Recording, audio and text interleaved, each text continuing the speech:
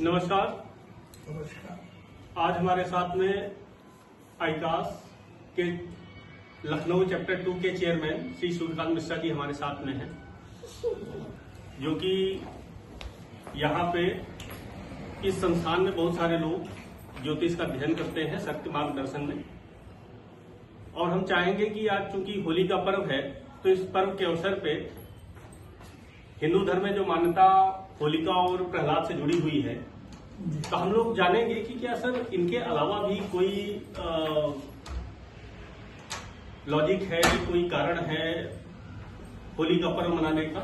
इस संबंध में हम चाहेंगे कि सर आप इसमें कुछ हमारे साथियों का और जो साथ में जुड़े हुए हैं उनका जो है मार्गदर्शन करें। सर ये सर बहुत अच्छा प्रश्न है आपका कि होली या होलिका दहन के हमारे शास्त्रों में या पौराणिक कहानियों में हिरण्यकश्यप और प्रहलाद के अलावा क्या मान्यताएं प्रचलित हैं।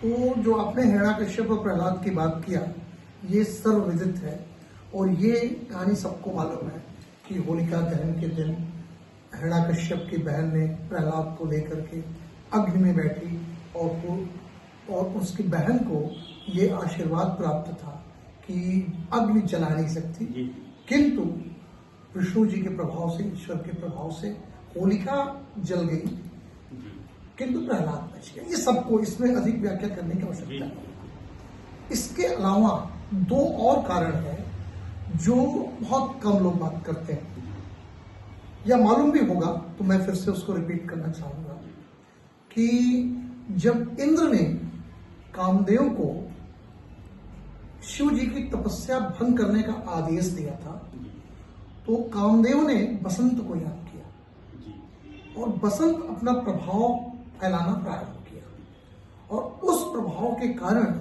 पूरा जग एक अलग उन्मुक्त वातावरण में, कामुकता के वातावरण में पशु पक्षी जीव चराचर हो गए थे। और होली का ही ऐसा दिन था जिस दिन शिव जी की तपस्या भंग हुई थी और उसके बाद उन्होंने पार्वती जी के साथ विवाह का प्रस्ताव विष्णु जी का मान लिया था। ये दूसरी बात है कि कामदेव को भस्म कर दिया था।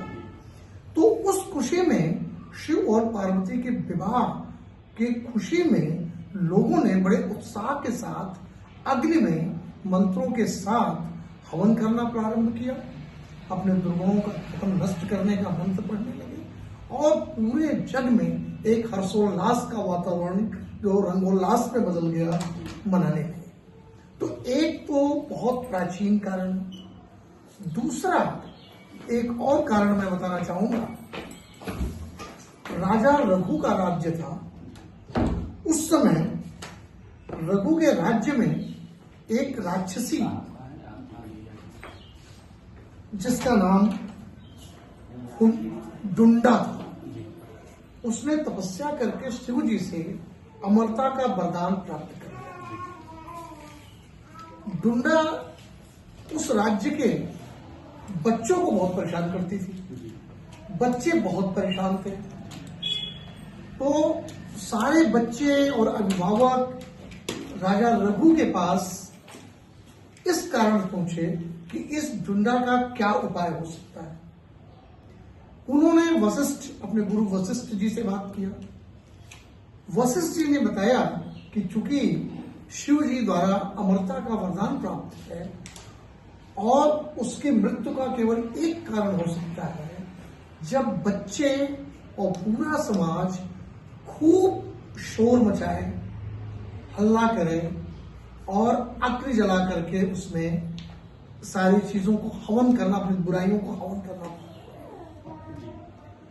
तो राजा भृगु के राज्य में राजा समेत राजा खुद अपने प्रजा को, बच्चों को स्पेशली इकट्ठा किए और बच्चों के साथ खूब माहौल को शोरयुक्त, शोरगुल या रंगोत्सव में उसको बदल दिया और अग्नि जला करके उसमें काम, क्रोध, लोभ, मोह, मत्सर के सीमित उपयोग के लिए या उसके सदुपयोग के लिए हवन प्रारंभ किया। तब से ये होली का प्रचलन कहा जाता है चल रहा है। ये मुख्य रूप से 3 कारण जो अभी आपको बताया ये है।